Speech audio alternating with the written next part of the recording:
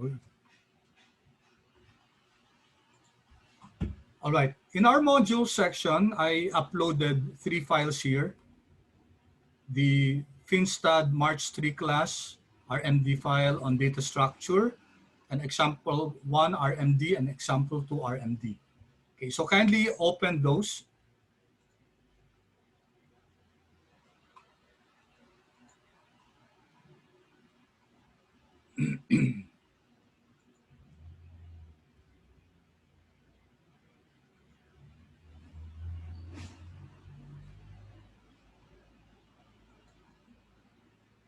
Open those, guys, open those files. So let's go back to the file we were working on last time. Okay, we're going to finish this. But before we do this, let me just briefly discuss, guys, yung RMD so that you know what to do. Now, remember that when you generate an R file, you can generate a script file or an R Markdown file. Last time we used a script file. This will be the last time we're going to make use of the script, R script. Last time na to, because we said that R Markdown is much more powerful. In fact, you can print books, you can generate books using R Markdown. Marami ng mga authors ang gumagamit ng R Markdown because of its power. So let me just point out to you that you're not without help in generating R Markdown files and its output, because, for instance, in help, okay, you have here cheat sheets, and there's this R Markdown cheat sheet here. So if you open that, I think I have opened that. So if you click that, guys, you will have this R Markdown cheat sheet. And it's a PDF file, and it will give you help on how to make use of R Markdown. The different, for example, for formatting, you have header 1, header 2, header 3. And for header 1, you use this anchor, this hashtag. So if you type, for example, hashtag and then type the text, type it, for example, chapter 1, this will appear. This is the format that will appear. And if you, for example, want a subheading, then there should be 2 hashtags, so header 2, etc. Okay, you're also required, for example, to type equations. So this is how you type equations, like this. So this is an equation block. Okay, an equation block means it's another line. Unlike an equation, inline equation, guys, which is this one. Okay, so notice only $1. Okay, and then another dollar at the end. These are $2. Okay, so this is the formula, E is equal to MC squared. And some formulas, guys, make use of Greek letters. Okay, are there Greek letters here? I'm not sure if there are no Greek letters here, but that's very easy. Just research, guys, because that's part of your requirement. So make use of letters like alpha, beta, gamma, etc. So this is a very good help, guys. On top of that, there are many other tutorials or materials that you can access in order to create generate an R Markdown file. Meron din dito, guys, sa help.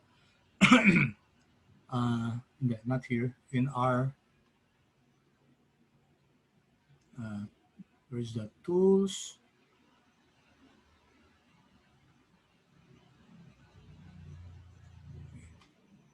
Keyboard shortcut. Is this the one? And then, sorry.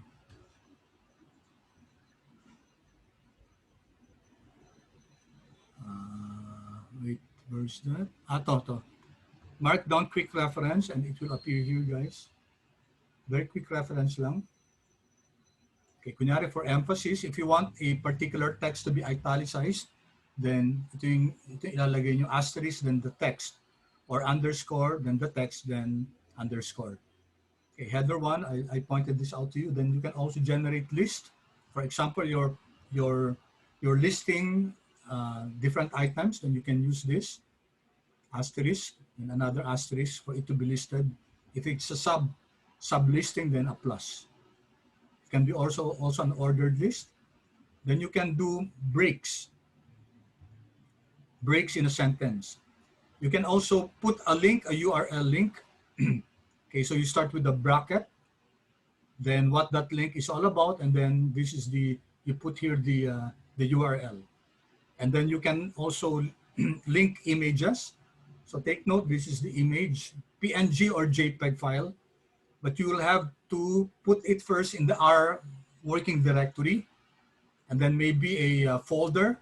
This is a folder with figures. The name of the folder is figures.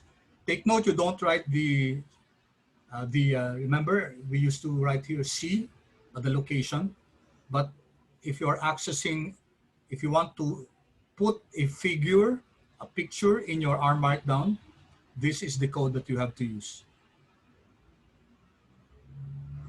Okay, then block codes, this one. Okay, then this one are code blocks. We discussed this last time.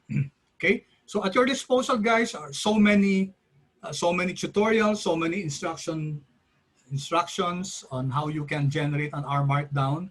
So let me just clarify that when you submit this, you're going to submit everything, guys. The RMD file, the output, the Word or PDF or the HTML.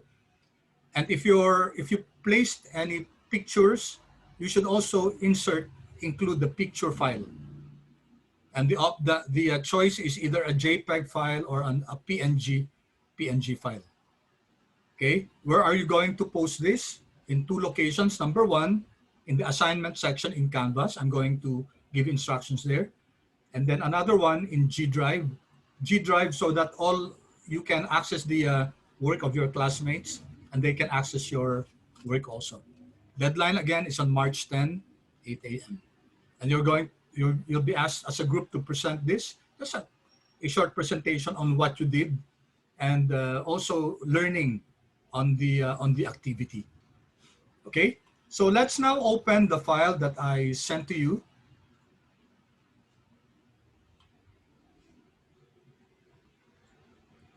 Okay, just some quick instructions or guides on our Markdown file.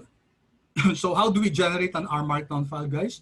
Remember this one, R Markdown. Okay, and then there are several things that we can do with this R Markdown.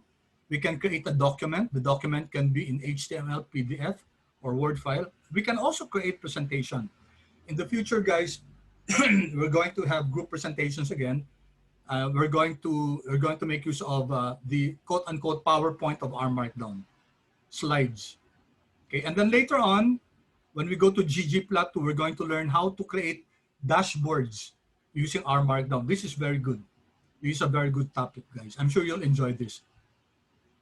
So going here, let me just trial 100, for example, and it can be a HTML, PDF, or Word. Now take note, guys, that when you want to generate a PDF file, you will have to download this mic text either on Windows or in OS. So you'll have kindly just research this, because if you want to generate a PDF file, you will have to do this add-in, and then there are instructions on how to go about it. Because as it is, you cannot generate a PDF file. I can do that now here because I have already downloaded this. And Word, no problem. So let's click OK.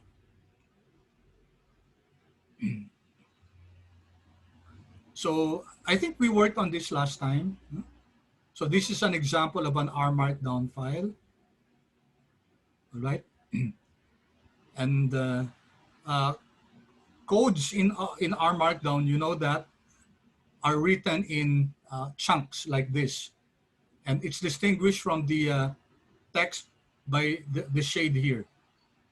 Okay, hindi tayo pwede mag-code sa our Markdown if it's outside the code chunk.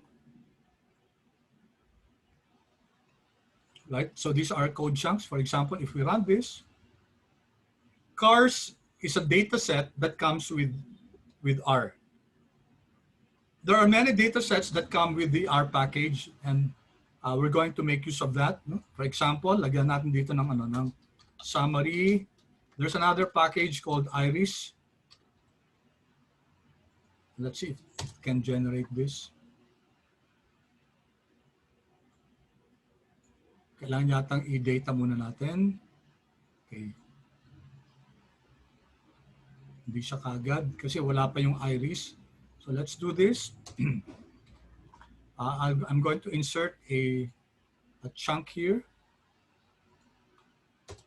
Nagkasama, wait.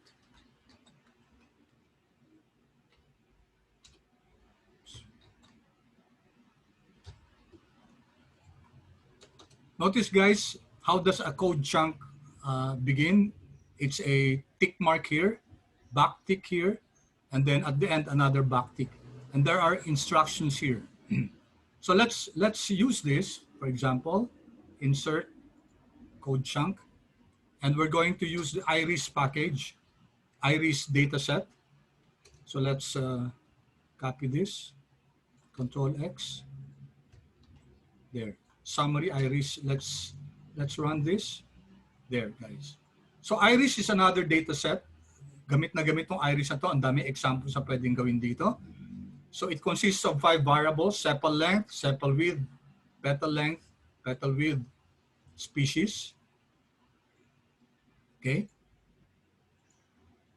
So pwede nating i-plot. No? This is another, just for purposes of example to, no? We can use the plot function. This is another data set, R, pressure. Ito yung sinasabi ko, guys, yung echo is equal to false. Anong ibig sabihin ng echo is equal to false? So dalawa yan, echo is equal to false or true. Eval is equal to false or true. So I leave you guys to, nagbigay na pala ng comment dito, no? Echo is equal to false parameter was added to the code chunk to prevent the printing of the R code that generated the plot. So pag echo is equal to false, ang ibig sabihin niyan, pag print natin yan, no, hindi lalabas tong code na to. Hindi lalabas siya. Okay, then let's compare that with this one. Okay, gawin natin to, ha. Just for purposes of clarification, insert R.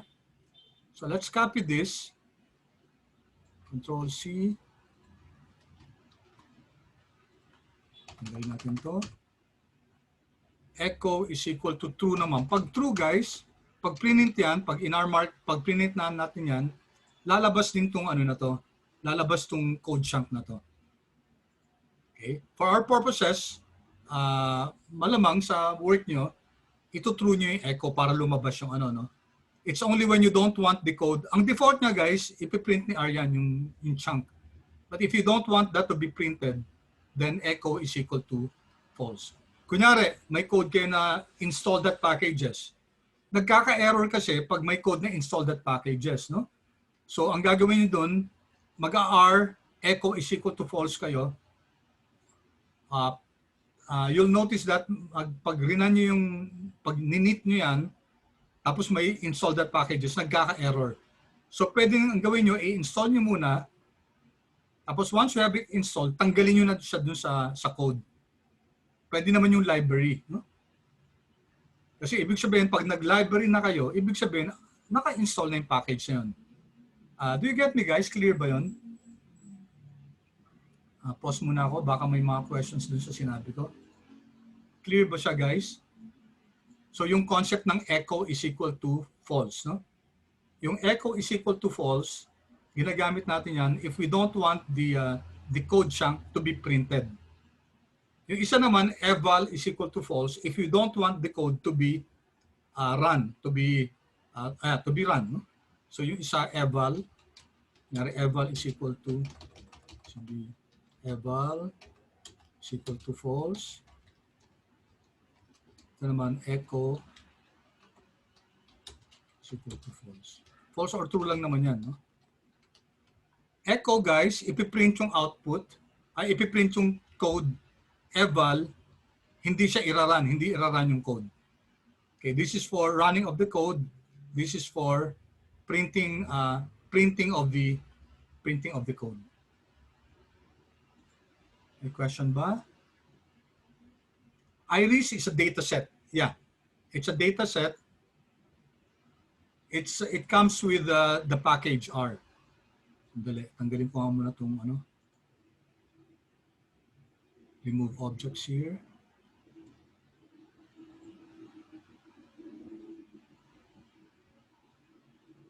Okay, so kung papakita ko lang view iris. Kasi kung gusto natin makita yung dataset, guys, we can use this command, view iris. Tapos magge-generate siya ng isang spreadsheet.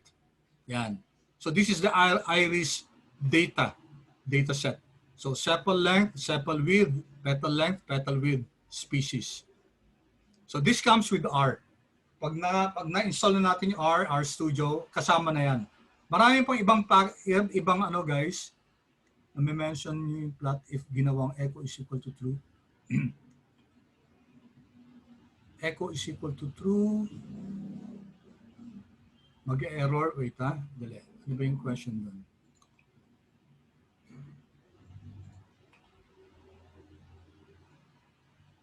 So if I run this,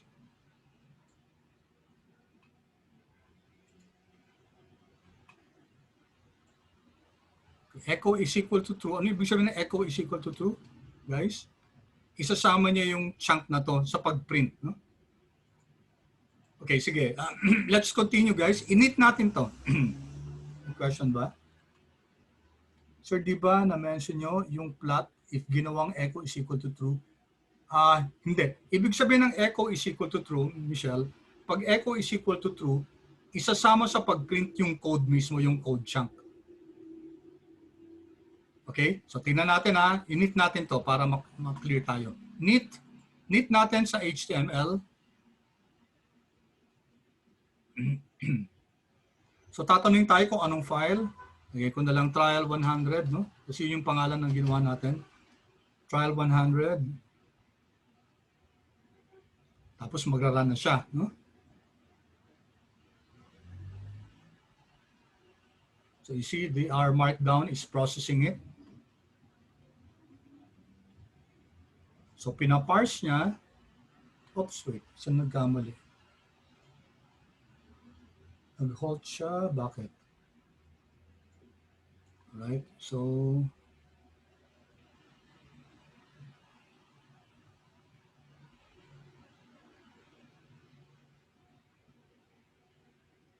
nagka-problem, ano? Wait, I'm not so sure about this. Huh?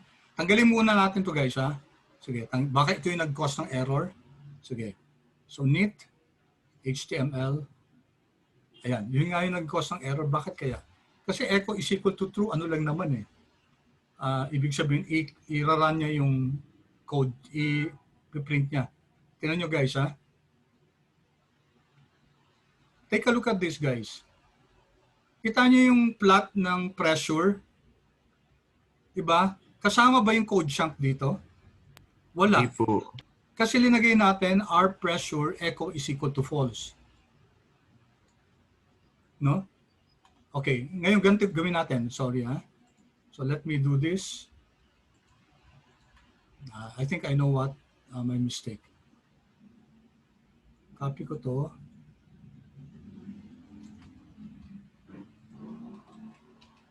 And then, yan. Sige, knit ko ulit. Knit. Oh, wala pa rin.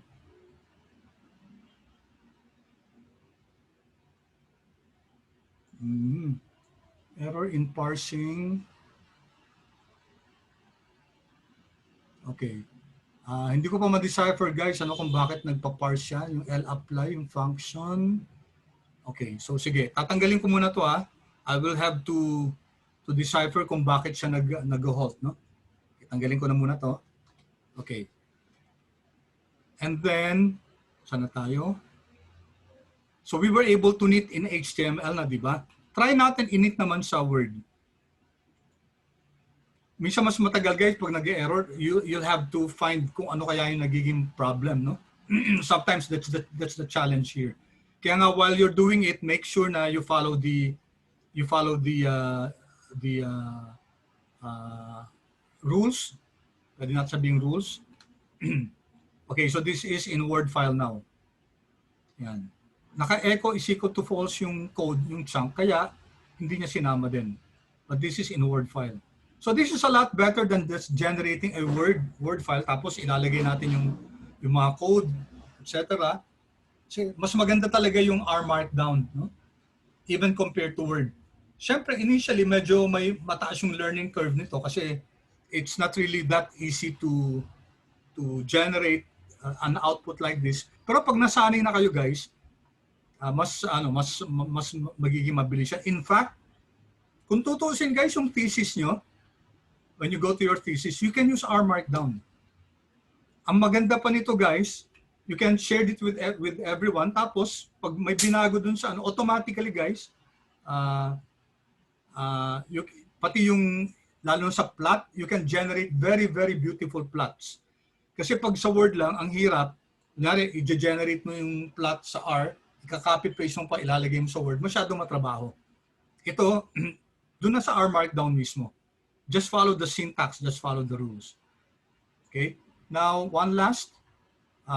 Since na-load ko na yung mic text, I'll attempt to print this to PDF. No?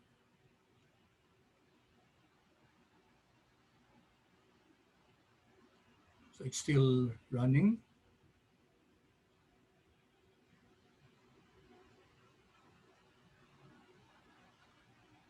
Yan, output created, PDF. So lalabas ba siya sa PDF? Yan, lalabas siya. So this is the PDF file.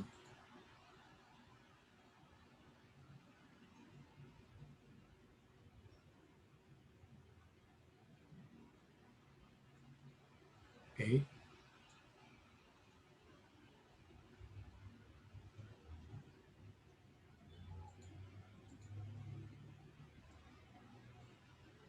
Also good format. No? All right. So it's your choice, guys, kung i-PDF nyo siya or it's up to you. But be sure, guys, na ready kayo na i-present yung ano. You'll tell what your it's like creating a report, guys, no? So gagawa kayo ng report on a finance topic. It can be a new topic. Kung gusto niyo gumawa ng report about, let's say, Bitcoin or blockchain, pwede rin yun. Basta any topic that's related to finance. If you're interested in some topics in finance and if you want to create a parang report, like a report, or assume that you're going to make a presentation out of this. You choose a topic and then you're going to report to the class para magpa-PowerPoint lang naman kayo. Kaso, ang platform natin, not PowerPoint, but rather, I can't view Iris. Iris. Dali. Did you check your code? Kasi may hindi raw maran yung Iris. Dito ko rin sa console, ano? Dapat capital V, ha? Capital V.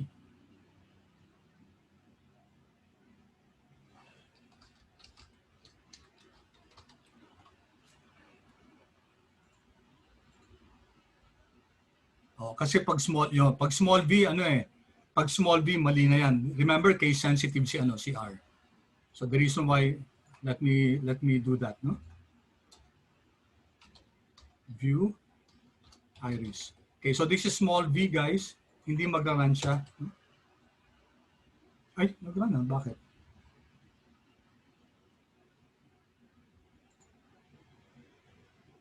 Dapat mag-error yan.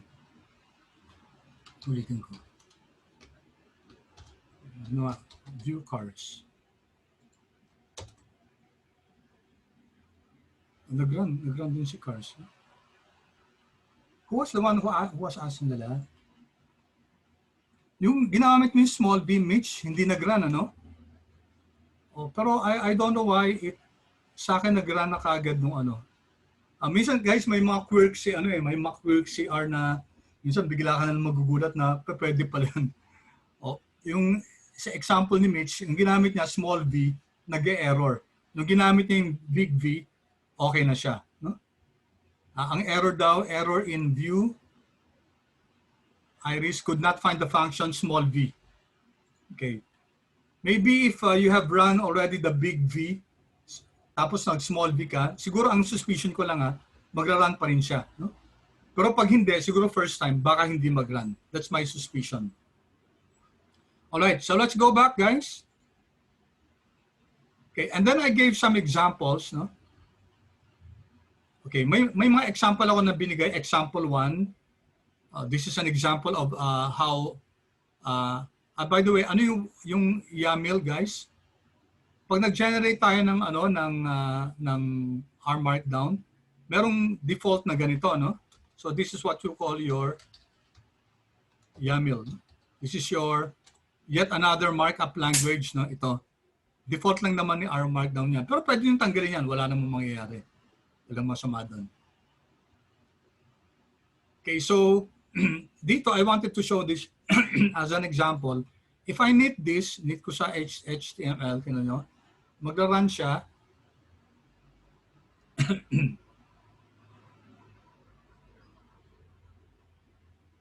Let's wait, it's still running. Okay, nag-knit na siya. Sorry. Nag-knit na siya kasi kanina pinakita ko to a while ago in the first class. May nag-e-error siya kasi itong file na to, guys, it includes, for example, ito. Let me remove this, no? Ito yung original niya. So it includes some files. Wala naman akong file na yun. I copied this from the internet just to illustrate this, no? Tapos ito pa. Ito, may picture file siya. May picture file siya na PNG. So when you run this, hindi siya mag-error siya kasi wala naman akong picture na to. So when you run this, make sure that anyway you're given instructions on how to insert images in your R Markdown. Okay, kailangan nasa loob din ng R chunk yun. So pag rinan ko to, guys, tignan nyo let me show this. Okay. Mag-e-error na to sa line, sabi niya, line 50. May error. Bakit? Sa line 50, guys, may code dito that's referring to a file. Wala naman akong file. No? Kinapit ko lang kasi sa internet to. I don't have this file. Tapos, so what we did was to just convert it into a comment na muna para hindi ito i-run. And then knit again, knit. Pa-process na naman siya. Tapos line 64, yung kanina, no? Yung kanina line 64. Line 64, ito, no? Because it refers to an image, PNG.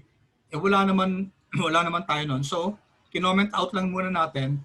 And then when I knit this again, tuloy-tuloy na yan. Kasi iba ni-knit out na namin kanina, no? Yan. That's why we were able to take a look at this, guys. This is an R Markdown output. Sayang wala yung mga image. But in your case, guys, dapat makapag-generate kayo ng image kasi isasama nyo yan sa dun sa object, yung sa files na isasabit nyo.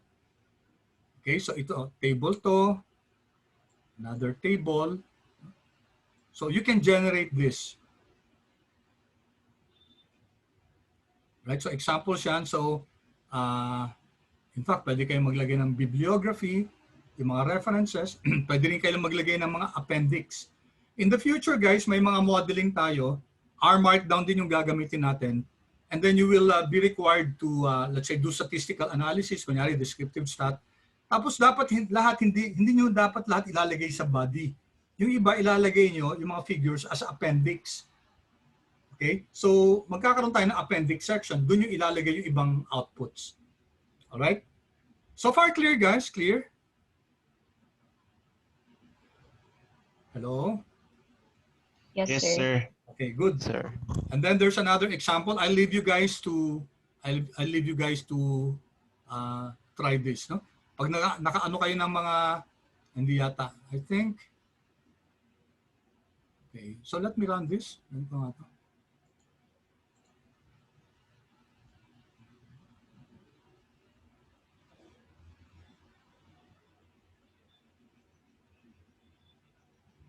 Yan, so may image to, no? Yan, okay? This is an image. This kasi nasa ano to, no, may package na tools. I think this is more for biology, no? Tapos ito, it's about a plot of a tree. Iba't ibang klaseng tree. Yan, pinat niya as a tree. These are the different about the different types of trees yata. No?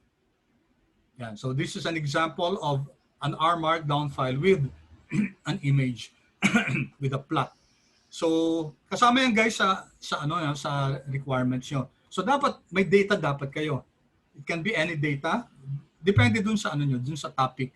Kunyari it's about stock market, then dapat kukunin nyo yung data ng stock market prices, and then you can now also create a plot out of the time series plots, etc.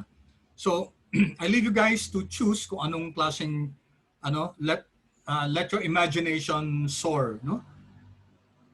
All right. So let's proceed now, guys, to this one, to the R script file. This will be the last time that we're going to use a script file.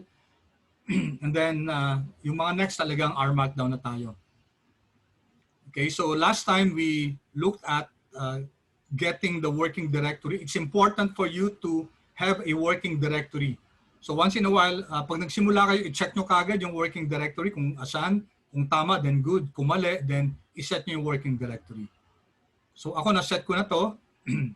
Na-set ko na yung working directory ko. Okay.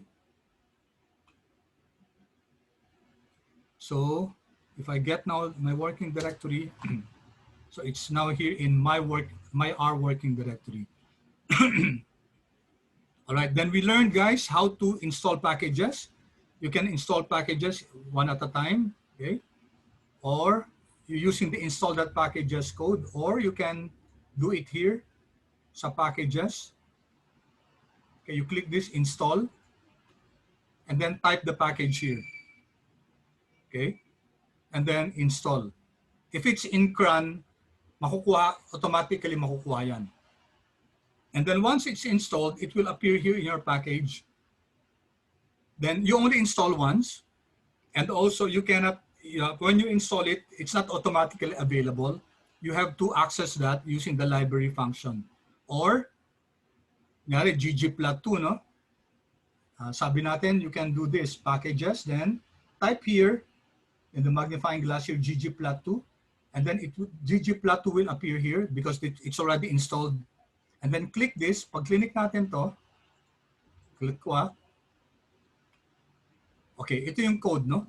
Library ggplot2 and then sinasabi niya kung saan yung location. Pero pwede ng library ggplot2 kahit walang quotes, no? All right. So we said last time that R can be a very powerful, big calculator. Of course, it can perform the basic arithmetic operations, plus, minus, times, divide. Okay, and then anyway, exponentiation. Okay, 8 raised to the 9th power, and then it follows the PEMDAS, parenthesis muna, exponent, multiplication, division, addition, subtraction. I will not belabor that, guys. Kasi algebra na yan, lesson. But R will first 2 to the 6th. No, uunahin niya muna to. Then 2 times 2 to the 6th, then plus 2. So that's 130. We can also generate pi. So 2 times pi. Hold on, guys. Sandali.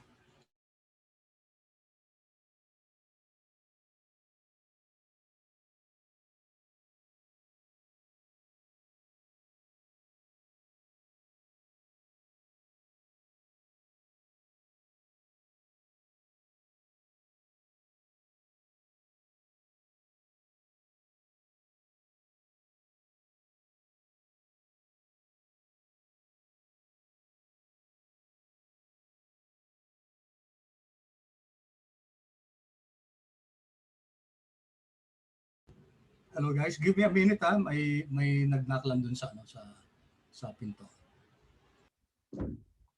All right. So we were saying that we can use for pi, it's spelled as pi. Or there's another number, guys. Need to be exponential. Dito. Okay. Now, how about this, guys? Run if. What's run if? What will it generate? So let's copy this. Control C. If you want to be informed about a particular function, you can make use of this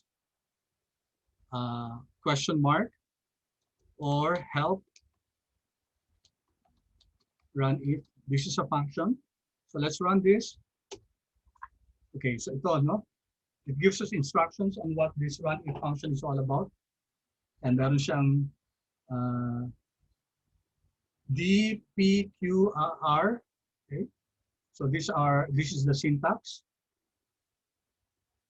Ang run if, guys, and number of random numbers, the default is that ang minimum niya 0, ang maximum niya 1. So it will generate random numbers between 0 and 1. Okay, and then explanation dito. Tapos may example dito. Okay, kunyari ito, no? So here we're creating an object called U. Run natin to. Subukan natin to. Control C. And let's run it here. Yung natin ilagay. Control V. Enter. Okay, so what output do you have, guys? Run if 20. So this will generate random numbers between 0 and 1. No? So these are all positive numbers. It's numbers between 0 and 1. 20. Do we have the same numbers, guys? Class, do we have the same numbers?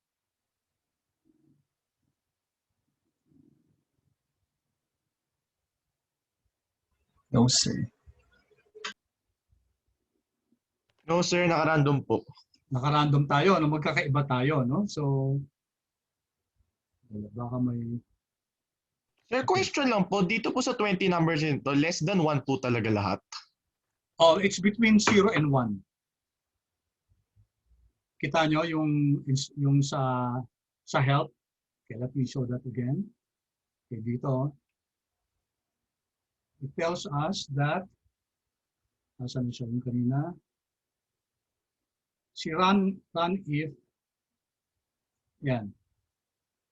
Pag hindi natin linagay, guys, no? Pag hindi natin linagay yung minimum at saka maximum, magdi-default siya into 0 and 1. But, kung gusto nyo, we can do this, run if, kunyari, 10 na lang, no? Minimum is equal to 50, maximum is equal to 100. Yan, pwede yan, no? It will generate 10 random numbers between 50 and 100. So run natin. Yan, diba? Can you see, guys?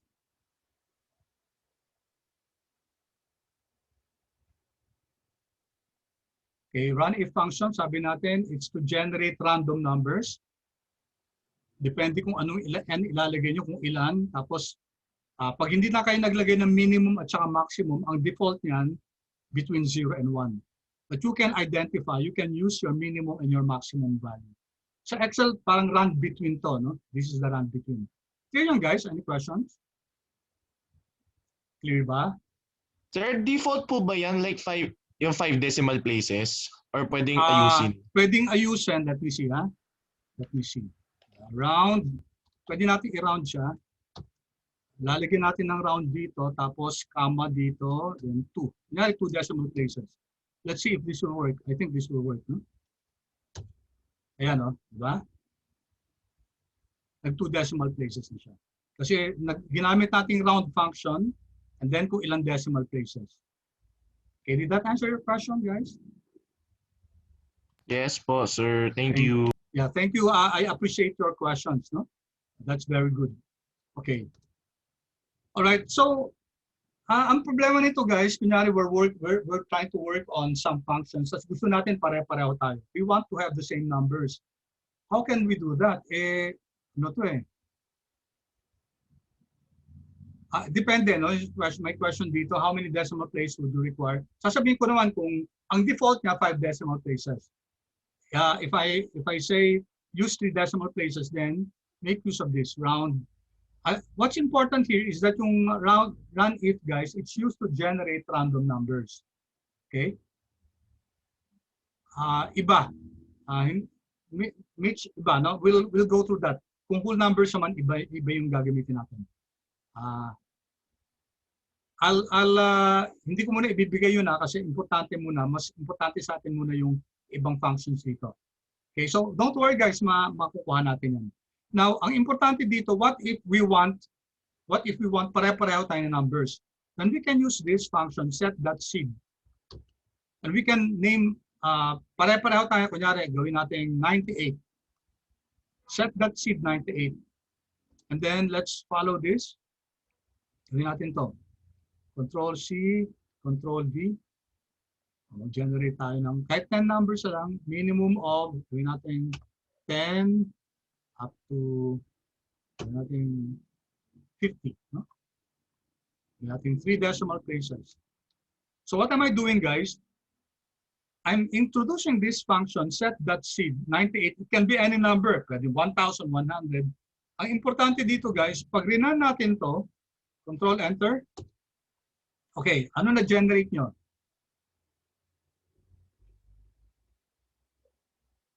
What were you able to generate, guys?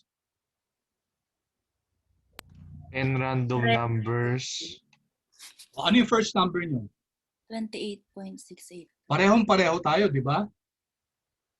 Di ba? So random yan, pero guys, pare-pareho tayo because of this set.seed. So if we want to generate random numbers na pare-pareho tayo, guys, para kunyari, kukunin natin average nito, magpa-plot tayo, tapos dapat pare-pareho tayo, then we use that set.seed. Okay, if you use another set.seed, say, another example tayo. Control C, Control V. Let's use, let's say, anong gusto niyo number? 24. 24, thank you. Good. 24, yan. Sige, run natin yan. O, pare-pareho ba tayo, guys? Hello? Did you get Yes, 27.703? Yes. Okay. So we can do that. We can generate the same random numbers. All right. Okay, sige, tuloy natin. Dapat makaabot tayo dito guys sa yung bagong R Markdown file natin. Okay, so I'll delete this muna para delete ko na to para lumabas na to, no? Okay, then you have logarithms. Familiar tayo sa log, guys. Anong base to? If you recall your logarithm, guys, log 10, notice na hindi siya yung log 10 na ini-expect mo na answer. Kunyari, log 100. Ano log 100, guys? 10. Ha? 10 ba o 2? 2 ata, 2. Oh, 2 yan. Kasi what number? 10 to the x is equal to 100. So what will, if you raise 10, by what number you'll get 100? That's 2. So dapat 2 yan, no? Enter. O bakit iba, guys? Bakit 4.6? Parang iba. Kasi, ang R, guys, pag nag-log ka, ang default yan is a number called E. Okay? So tingnan natin na log 100, kailangan i-identify mo na base is equal to 10.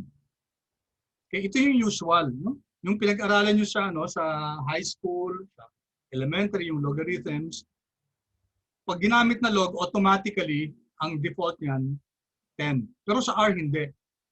Ang default niyan, E. Okay, I'll show you in a while. Yan, tingnan nyo. Log of 100, base is equal to 10. Tama, 2. No? Pero pag log 100 lang, ang default niyan, ang base niya is equal to E. Ito yon, no? Run natin to. Yan. So si E, the number E is 2.71828. So kamag-anak ni pi yan. These are what we call transcendental numbers. Ano yung transcendental numbers? These are irrational numbers. Walang ano yan, walang non-repeating, non-terminating. Kung ipaprint natin sa super computer yan, aabot yung papel na generate yung E hanggang moon at font, siguro font 1, and back to back pa yung paper. You stack up the papers, aabot sa moon yan. Ibig sabihin, walang katapusan yung number na yan. It's an irrational number. Okay? Parang si pi, di ba? We were taught that pi, we just round it off to 2 decimal places. Pero walang katapusan yung pi niya. Walang pattern yan. Non-repeating, non-terminating. Ganon din si E. No? So, pag ginamit natin yung log sa R, ang base niyan is this one, 2.71828. Okay, try natin ha. Log 100 base is equal to exp 1. Ito yung 2.718, no? Enter. Ayan, 4.6. Ito yung kanina, no? Yun. So we were able to prove that when you use log in R, ang assumption yan, ang base mo yung E. Okay, if you want to use base 10, then you will have to specify base is equal to 10. Right? So may mga konting instances lang naman na mag-log tayo. Pero in your later subjects, if magkikita pa tayo kunyari sa FINSTAD, gamit na gamit ng log eh. Kasi sa finance, lalo sa time series, kailangan natin yun. No? Alright, next. Ito naman, 39% /%. Integer division to.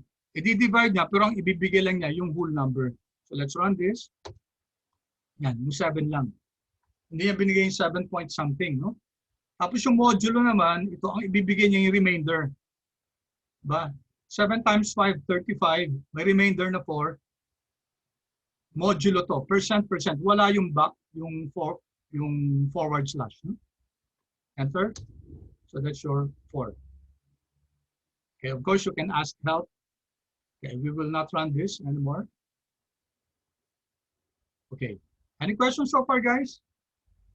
Pasensya na kayo, guys, kung medyo parang it's as if I'm rushing through this. Kasi naman, di ba, sabi ko sa inyo, medyo tingnan nyo na rin to, ha? Sir, I have a question. Yes, any question? What is modulo again? Okay, modulo will give us the remainder. Huh? Ito, 39 modulo 5. So it's 39 divided by 5, pero hindi niya ibibigay yung whole number. Ang ibibigay niya yung remainder. 39 divided by 5 is 7, ba? 7 point something. 7 times 5 is 35. So may natira pang 4. 39 minus 35, that's 4. So that's the modulo. Yung remainder. Again, enter, then 4. Okay? Gets, sir. Gets. Thank you. Alright, sige. Okay, now we can, so far ang ginagawa natin, guys, nagko-code tayo dito sa sa R, sa script window natin or sa source window.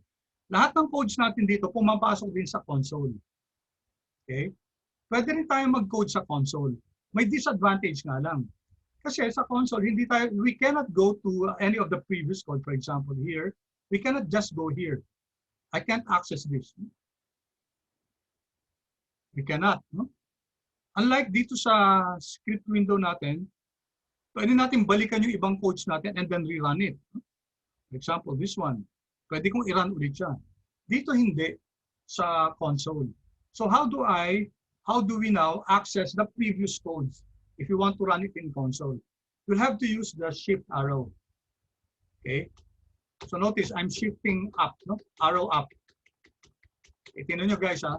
Yung arrow up, it goes back to the previous codes that we generated, di ba?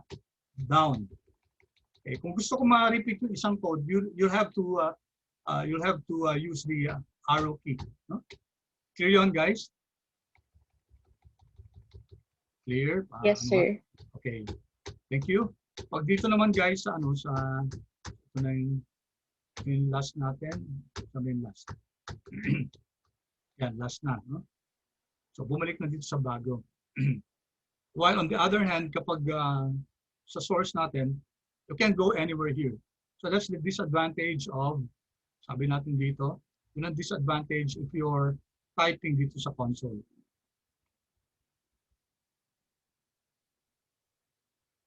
Okay. Then last guys, yung creating objects. We said that we can create an object, for example, ito, A, no? We're assigning the value 10 times 6 to A. What do you call this operator? Ang tawag natin dito, guys?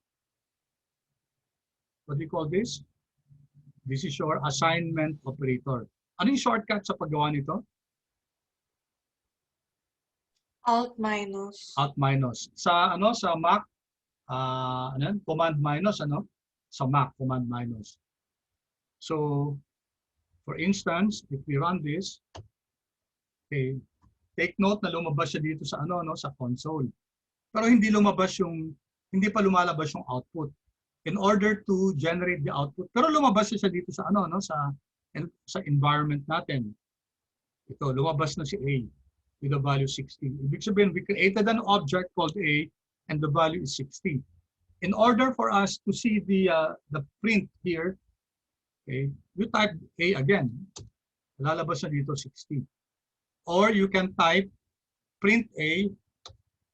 Yan, print A. Okay, if you don't want to have to type A again or print A, then you can just enclose it in parentheses. A, parentheses, A, and then 10 times 6, and then close parentheses. Automatically, you'll have the output generated. Yun, generate na kagad. Without us having to type A again. Now, take note, they're case sensitive. So, capital A is different from small a. Here, A, capital A is 2 plus 6. We enclose it in parentheses, automatically lalabas yung print out A. And then, andito na siya. No? Si A, 8. Si small a, 60. Okay. When you type another code, assigning A to another value, what happens? Tingnan nyo, si A, 0 na. In-overwrite na niya yung dating A is equal to 60. Okay, clear yan, guys? Yes, sir. Okay. Yes, sir. So tingnan natin dito yung A, 0 na siya, hindi na siya 60. And some rules in naming names, hindi pa pwedeng mauna na number, hindi pa pwedeng exclamation point, hindi pa pwedeng minus. Pero yung 1 pa pwede, no? Pwedeng 0 then 1, as long as hindi siya nasa simula. So hindi rin pa pwede yung exclamation point at saka yung at, hindi siya pa pwede anywhere in your name. Okay? Pwede yung dot. Okay? Ito medyo may weird dito sa dot. Pwedeng my dot object, no? So let's run this. So meron tayong my.object. Ngayon, I'm not so sure about this. I have to research this kasi yung .myObject, lumalabas yung ano niya, no, yung value. Kaso, wala siya dito. So my question is, was there an object called .myObject? Nag-generate kasi siya ng 3. No? If I type .myObject, lumalabas yung value pero it does not appear here in the environment. Walang object na my.object. Meron my.object. Okay, so this is something that I really haven't discovered, no? So I'd like to kanina kasi dinidiscuss namin to. So parang yung sorry guys, medyo iba yata yung sa file nyo, no? Kasi I failed to close this and open the file we have to choose. Kasi ginamit na namin ito sa kabilang section. Sorry about that. So ito we were experimenting paano kung .z is equal to 10. Let me see my chat.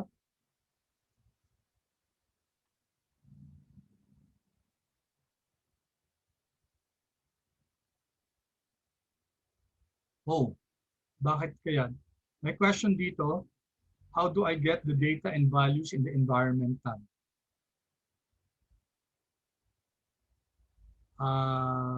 Ulitin natin So, you have the environment tab ba? Kasi hindi daw nag-a-appear itong mga objects na ito. Anybody who's experiencing the same thing, guys? Hindi lumalabas sa environment. Check mo, baka nasa history ka o nasa connections. Dapat na yung environment.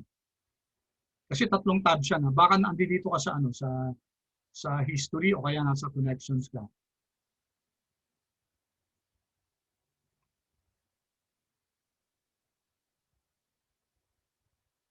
Okay. Is the environment tab open? Baka kasi nasa history ka, no? Kasi pag history, iba yung lumalabas. Pag environment, ito yon yung mga objects. Naka-open ba yung environment, ano mo? Pane. The tab is open. Okay. Sige nga, ulitin nga natin. Sorry guys, let me address this first. ABC. So this is then 10. Tinan mo nga kung lumabas yung ABC 10.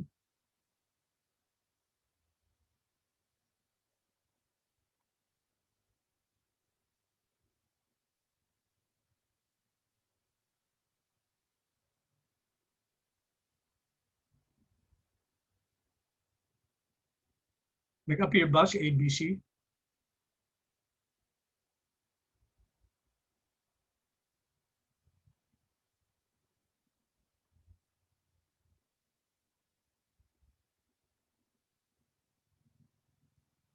Okay, nag-appear na, no? Okay, nag-appear. I wonder why it was not ang suspicion ko baka hindi control enter yung inano mo, baka enter lang, no? Kasi dapat pag yung code dapat at the end of the line dapat control enter para ma-run siya. Baka kasi hindi na run, no? That's very possible. All right. So okay, when you want to remove an object, you just type rm, rma. Before that, let's first list ls. List ls gives a listing of all the objects that we have in mga ano dito. So andyan dyan si Iris, si A, big A, my.object, ABC. So this is the list of the objects that we have. Okay.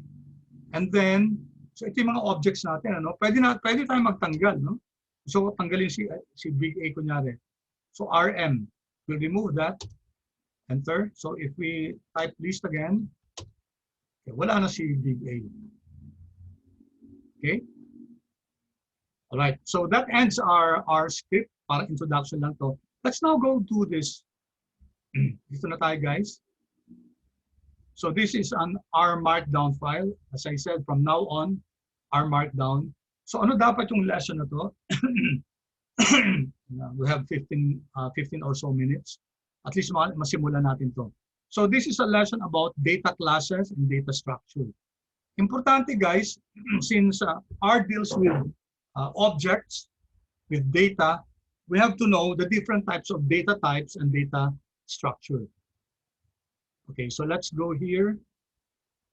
So our objective here is to understand what are types of data or data classes and data structure. It's important to have a strong understanding of these basic data types and structures and how to operate them.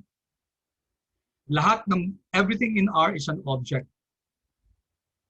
Okay, so object lahat sa R. No? Okay, so first, there are different types of data classes. You have numeric, integer, character, logical, complex, and date.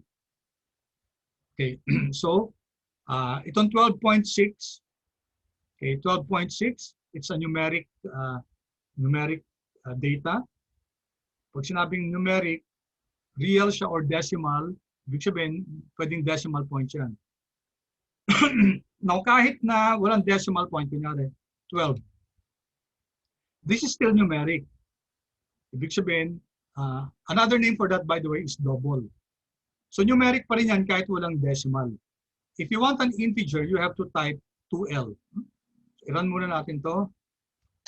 So 12.6.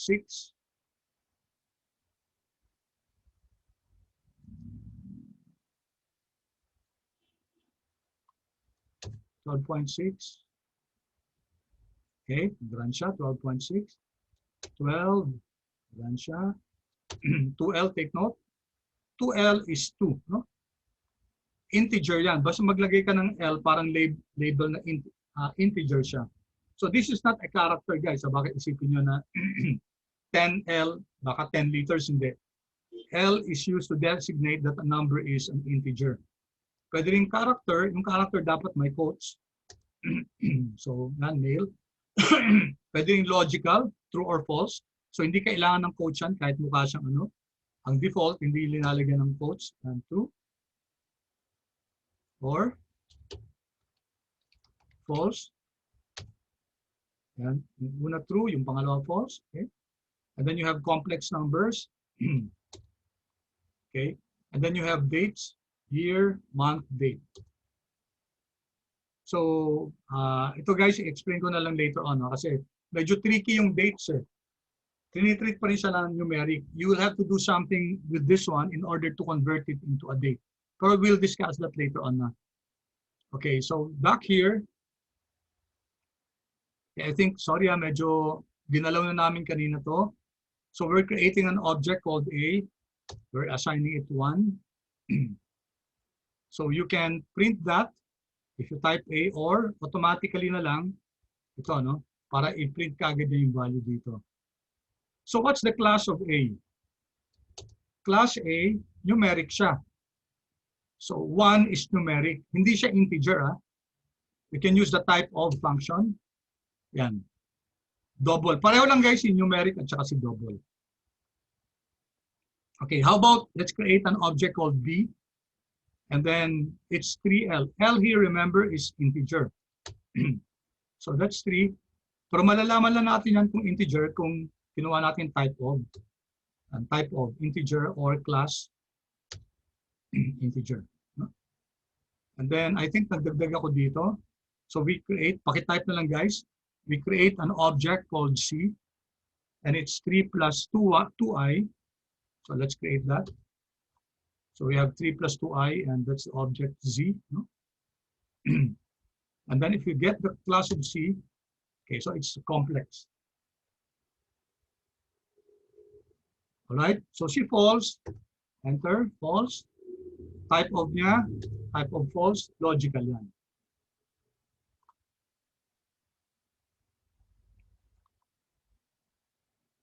And then ito guys, ito yung sinasabi ko sa inyo, yung date na to, 1982. No, I'm going to explain why this became 1982. And then yung class niya, it's numeric. No? So hindi pa siya date. Now we're going to work on dates later on. Leave muna natin yan. Kasi dates are very important and there are special functions in order to deal with them. Okay. All right, we took a look at the different data types, data class. Sabi natin, pwedeng numeric yan or double, pwedeng integer, pwedeng logical, pwedeng character, pwedeng complex, pwede siyang date. So these are the different types. Pwedeng logical value. Now, those are the data types. Ngayon, meron din naman data structures. Ang data structures, guys, combination yan. Combination ng pwedeng single or combination ng iba't ibang elements. So far, ang tinignan lang kasi natin, yung individual elements lang, tig-iisa lang siya. When you combine these elements, nagiging structure siya. Okay, so first we have the most, one of the most frequent one, atomic vectors. Pag atomic vectors, either single data siya or maraming data pero pare-pareho lang. Kunyari, pare-parehong numeric, pare-parehong double, pare-parehong integer. Ang tawag doon, atomic vectors or simply vectors. Now, we're going to make use of several functions in R. Ito, inano natin kanina, class. Ginagamit ng class natin, guys, yung high level yan. Ang type of naman, low level. Hindi na natin masyadong kailangan intindihin yan. Pakita ko na lang yung dito kanina, ano? Where's that? Yung nag-double. This one. Class A, numeric. Type of A, double. Okay, yung class, guys, pang higher level. Okay, ibig sabihin, yung numeric is higher level. Double is more lower level. Kasi si double, isang klase lang ng numeric yan. Okay, that's what you mean by higher class at saka lower class. Right. Then we're going to look at this, guys, yung mga ano na to, yung mga functions na to, mode, names, length, okay, etc. So let's start with an example. So vectors, guys, sorry, data structure are of different types. Yung iba example nito, yung vectors, which I defined a while ago. Lists, parang vectors lang yan, pero iba't ibang klaseng data type. Pwedeng integer, pwedeng numeric, pwedeng character, pwedeng logical, magsama-sama. Sa isang object, ang tawag dun list. Matrix naman, guys, combination ng rows and columns, just like arrays. Explain natin to. Factors also, and data frames. Ang pinakagagamitin natin na data structure are data frames. So let's take a look at the first example. Vector, what's a vector? Basic data structure in R yan. Atomic lang siya. Ibig sabihin na atomic, all the elements are the same. Kung character, character lang lahat. Kung numeric, numeric lahat. Kung integer, integer lahat. No? So that's what we mean by atomic, only one type. Okay, so for example, itong A1, guys, we're creating an object called A1, assigned number 5 yan. If we click this, okay, 5, no? Now, ang tanong, vector ba to? Vector? Yes, necessarily all single elements are vectors. Kahit isa siya, it can be considered as vector kasi same type lang naman siya kahit iisa lang siya. But let's take a look at this. Let's create an object called nums, and it's a combination of 1.1, 3, at negative 5.7. Let's click this. Okay, this is a vector. Okay, why is this a vector, guys? Bakit vector tong object na nums? And nums, no? Bakit vector siya? It's numeric, 3 elements. Bakit vector siya, guys? Kasi, Sir, numeric pa rin yung TC. yes, Hindi one siya data. integer. Yes, correct. One data type lang siya. So these are all numeric. Kung tingnan natin yung class ni numeric siya, no? Pwede ba yung type of dito? Type of, let's see, I think, wait, nums.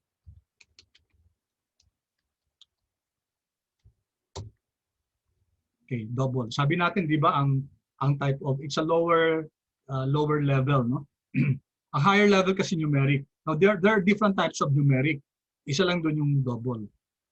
So, kaya, pag class, higher level yung ano niya, numeric, logical, yung type of, it's a lower level for numeric. Okay. Then, kanina guys, nag-generate tayo ng random number, di ba? Ito naman, R-norm naman, normally distributed yung mga number na to. So you can click question R-norm or help R-norm. Sige, alin natin to guys. Help R-norm. So ito yun, no? Normal distribution. So when we're using R-norm, the default is, lalagyan natin kung ilang numbers, and then, ang default nito is, mean is equal to 0, standard deviation is equal to 1. Pag hindi natin linagay ito, yung mean at standard deviation, it will be assumed to be 0 and 1. Of course, you can generate your own R-norm with different means and standard deviation. Let's run this first. Okay. Okay, so again guys, para pareho tayo, magsi-set.seed tayo, no? Set.seed 100. Run muna natin to. And then here, we're creating an object called devs. And we're assigning this name to random numbers 100. Now, sabi natin, pag hindi natin nilagyan ng mean at saka standard deviation, ang assumption yan, standard normal distribution yan. 0 mean and standard deviation equal to 1. Okay? Sige, run natin to. Okay, so ito yung mga numbers. Pare-pareho tayo, guys. Same numbers tayo. Yes po. Yes, we should have the same kasi nag-set.seed na 100 tayo. Siyempre, pag binago natin yung number na to, mababago dito mga values. But still, pare-pareho tayo. Alright? So if you want to generate a spreadsheet here in the tabs of this object, kasi 100 items to, di ba? Of course, we can increase it to 1,000, no? Or 10,000 or even 1 million. Pwede rin. But if you want to see it here in the tab, you can use this view. Yung kanina sinabi natin. No? View devs. Yan. So, showing 1 to 23 of 100 entries. There are 100 entries here. Okay, let's validate, guys. Tingnan natin ano ba yung mean ng devs. Nung nag-generate tayo ng random numbers na to, sabi natin, ang default niyan, mean is equal to 0. Let's check. Okay, hindi siya exact na exact, pero practically 0 siya. Did you get 0.0029? Guys? Yes po. Yes, sir. Okay, so we're validating, guys, that indeed, nakapag-generate tayo ng random numbers, 100 of them, and the average is practically 0. Standard deviation, guys, okay, practically 1 din, 1.02. Okay, so hindi siya exact, pero it's very close to 1. Okay, then yung devs, guys, yung devs, sabi natin yung devs, binibigay sa atin yan yung, in this case, yung 6-number summary, yung minimum, yung maximum, yung first quartile, second quartile, which is the median, third quartile, which is the P percentile 75, and then the mean. Clear so far, guys? Okay, then take a look at class ng devs. You know that this will be numeric. No? Type of devs. Okay, double siya, decimal places. Length ni devs, guys, 100. Because devs is an object that has 100 rows. Mode ni devs. Okay, numeric. So, si mode at saka si class, medyo pareho siya. No? Tapos si structure ni devs. Structure niya, it's numeric. 100 items, and nililist na dito kung ilan yung ano. Ilan yung, ano yung mga elements niya. Okay, any questions so far? Okay, let's try another one, guys. Set that seed 200. Let's create another object, devs1. This is also a random normal distribution. 100 elements, mean is equal to 90. Standard deviation is equal to 5. So, run natin to. Yan. So, pare-pareho tayong ano, guys, devs1. Pare-pareho tayong random numbers. Ang mean 90, standard deviation 5. So, it ranges from 100 plus up to 80, below 80 plus. Let's take the mean of devs1. Mean is 90.14. So, practically 90. Malapit siya sa 90. Hindi naman talaga makukuha eksakto kasi random numbers, no? And then standard deviation, yan, almost 5, 4.6. Hindi siya eksakto. And summary devs, ganun din. Yung 6-number summary. Now, pag in-increase natin to, guys, no? Kunyari, 10,000 yan. Mas lalapit kasi 200 lang yun, konti eh. Pero pag malaki yung ano natin, sorry, hindi ito. 200 to, di ba? Gawin natin ano to, 10,000. So 10,000 random numbers. Mas magiging malapit siya dun sa 90 at saka 5. So once again, run natin to. Control Enter. Right. So 10,000 numbers to, no? 10,000 numbers yan. Pare-pareho dapat tayo. Kunin natin yung mean niya. Di ba? Very close to 90 na kasi malaki na yung size natin. 89.98, that's practically 90. And then standard deviation, 4.96. Mas malapit siya kaysa kanina yung 4.6 lang. Ito mas closer to, ano. So the higher the sample size is, the more close will it be to the mean at saka standard deviation. Okay, any questions, guys? I have 1 more minute. Ito, tapusin natin to. Tapusin natin tong numeric na vectors. Any questions? Yes, correct. Ang question ni Michaela, so for the presentation on Wednesday, you have to find a data set, yes, and apply statistical treatment to it. Okay, so pwedeng stock prices, pwedeng, pwedeng GNP, GDP, whatever data you can have.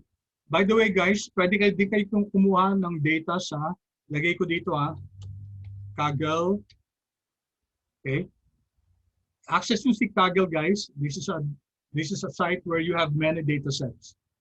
Or hanapin nyo rin si UCI Machine Learning. Pero dapat, guys, dapat finance related yung hahanapin nyo. Okay, lastly, so here we're creating an object called G. 1 to 10 siya. Yan, 1 to 10. Another way to write it, guys, is 1, colon 10. Okay. Then take a look at this. Ano yung class ni G? Ano yung class ni G1? Magkapareho ba to? Hindi, Tingnan nyo, guys, Ito, yung kinombine natin, numeric siya. Pero yung ginamit natin na colon 1 to 10, it was treated as an integer. So take note of that. Pareho ba yung class ni G at saka ng G1? Okay. Magkaiba, di ba? Kasi yung pag kinoncatenate natin, in-identify natin isa-isa, it was treated as a numeric. Pero nung ginawa natin colon, treat siya as integer. How about type of? Okay. Type of double si G, integer si G1. Length will be the same, 10. All right, so paki-review din, pakigawa din to, Pakigawa yung iba. Try nyo pag-aralan yung iba, May mga integer vectors, character vectors, logical vector. Then after vectors, pupunta tayo sa we're going to go into list.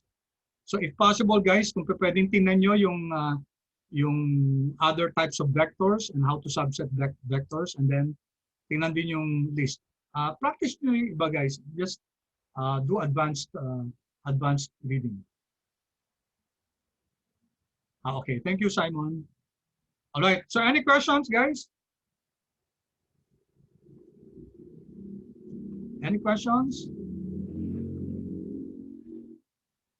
Wala naman po, sir. Okay, so thank you very much, guys. Sorry, medyo nag-extend ako ng konti. Maraming salamat, guys. Thank you for, I hope you enjoyed the lesson. I hope you're learning. Siyempre, medyo yung learning curve nito, medyo mahirap din. Pero we can hack this out. Okay, so thank you so much. I'll see you next meeting. Thank you, sir. Thank you all. Thank you all. Thank you. Stay safe po. Stay safe din. Salamat Goodbye, sir. Goodbye. Salamat po. Thank you, Salamat. sir. Have a good day po. You too. You too.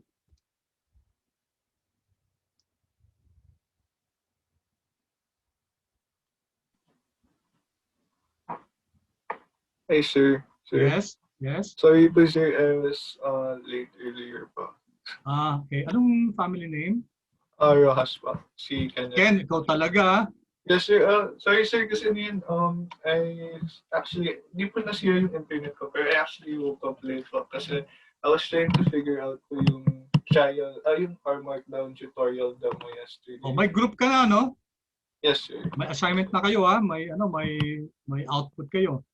Yes po. Yung reporting po yan next week po, no, sir? Oo, next Wednesday. Sige, check Yes, yung sir. attendance mo, ha? Sige, sir. Bawi na lang po ako, sir. Sure, Sorry po no problem. Ikaw pa. Sir, pero sir, may nakuha po ako dun sa our Markdown tutorial po. There was a problem po dun sa one part of the code po na hindi po nag-output po yung table for Hindi the nag-output yung table. yes, sir. Dun sa a table of species richness. We have to see the code, no? Kasi hindi ko masasagot yan pag ganyan. I-review mo muna, tapos pag may question ka, Okay po, sir. you get back to me, ha?